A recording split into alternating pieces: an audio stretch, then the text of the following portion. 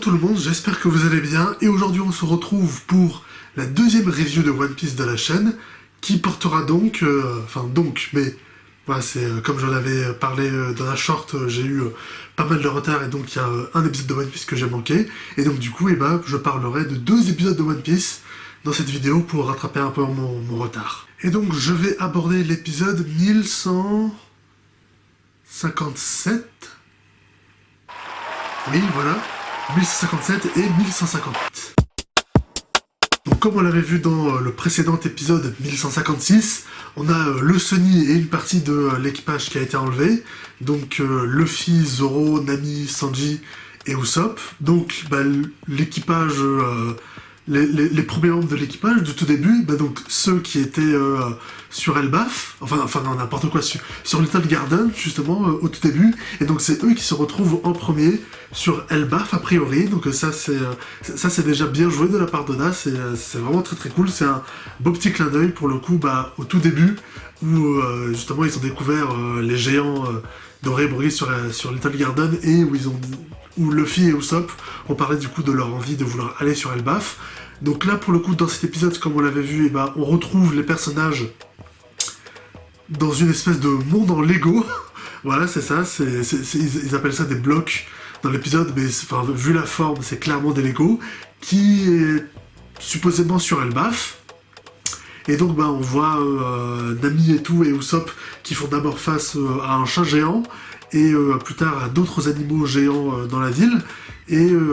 donc voilà, l'épisode commence comme ça, de manière un peu mystérieuse. On sait pas comment est-ce qu'ils sont arrivés ici, qui les a amenés ici, et pourquoi ils sont dans cet univers en Lego. Ça c'est quand même assez ouf, ça. C'est de voir que, déjà, c'est qui s'attendait à voir ça dans One Piece, quoi. C'est un monde en Lego. C'est vraiment toute une maquette en Lego, et les personnages évoluent dedans, quoi. Vraiment, moi je me dis, mais au bout de 25 ans de One Piece, qui s'attendait à voir ça un jour dans One Piece?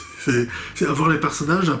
arpenter comme ça une miniature, littéralement en Lego, ce qui est plutôt une bonne idée en soi, hein, dans le monde des géants, parce que les géants, comme ils font genre 60-100 mètres de haut, et du coup, une miniature pour un géant, c'est une vie à la taille normale pour nous, en fait. Donc du coup, c'est bien pensé de faire évoluer les personnages dans une maquette comme ça, de géants, mais c'est un truc de ouf, quoi. Oda nous sort un monde comme ça en Lego dans One Piece, au bout de 25 ans d'animé et plus de manga.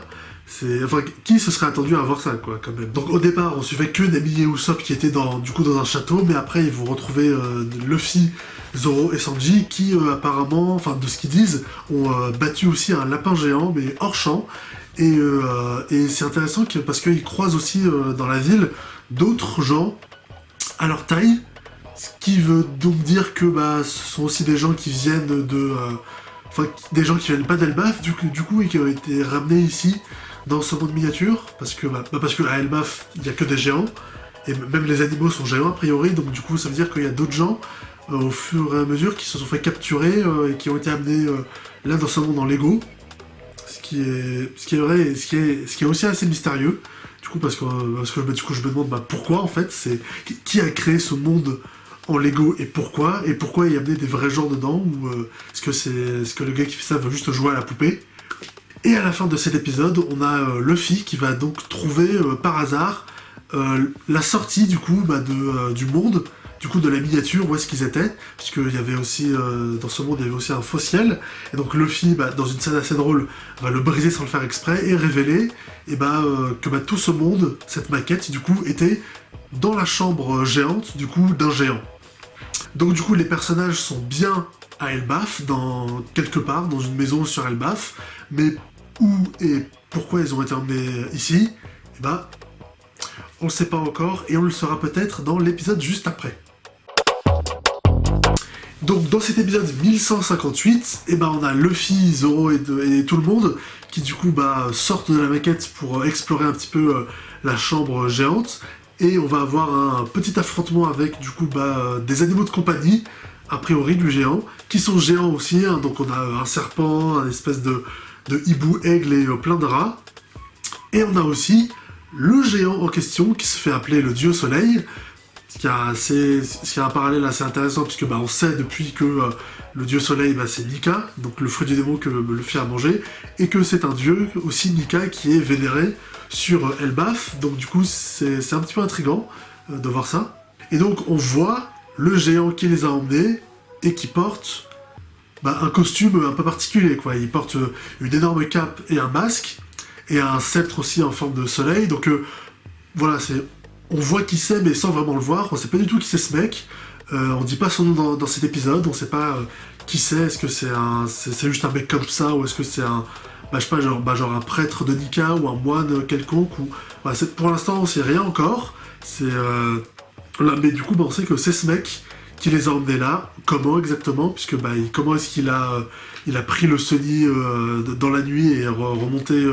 à Elbaf comme ça, on le sait pas, je sais pas si ce sera un mystère ou pas, mais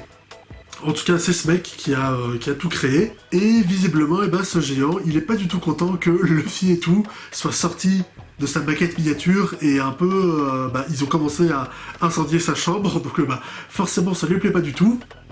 Et du coup, à la fin, l'épisode se termine avec le géant qui dit carrément vous allez mourir,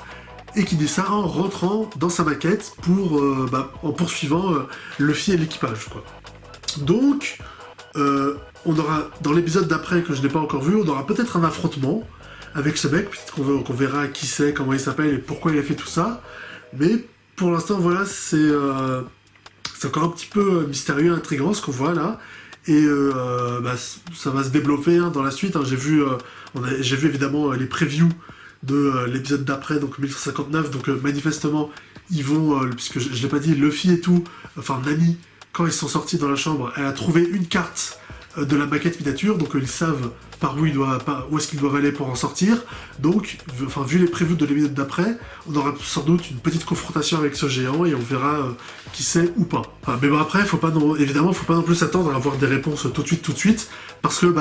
c'est le début. Voilà, c'est le début d'un nouvel arc. C'est toujours comme ça dans One Piece, à chaque arc, chaque début d'arc, ça commence toujours par un moment où les personnages sont séparés et on a une petite aventure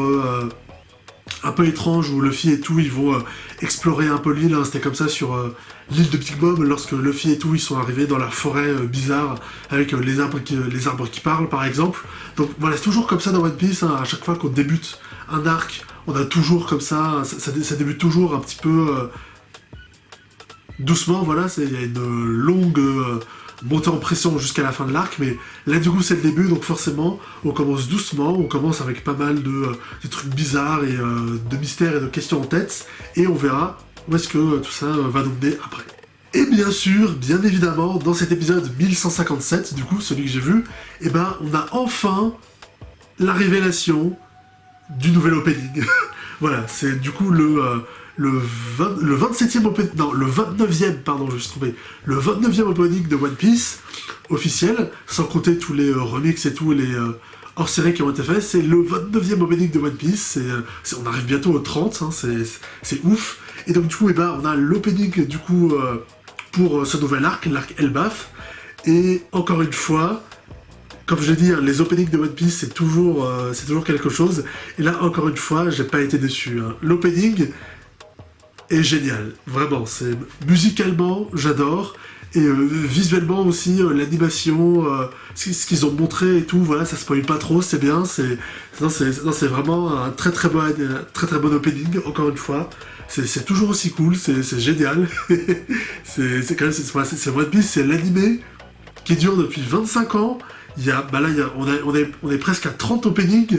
et il n'y en a aucun qui est mauvais. Il y en a certains que j'aime plus que d'autres, c'est sûr, mais il n'y en a aucun qui est mauvais, et celui-là, il est vraiment dans la moyenne haute, quoi. Je l'ai beaucoup aimé. Et donc voilà pour cette double review de One Piece, où donc je suis revenu sur 2 épisodes, et on se retrouvera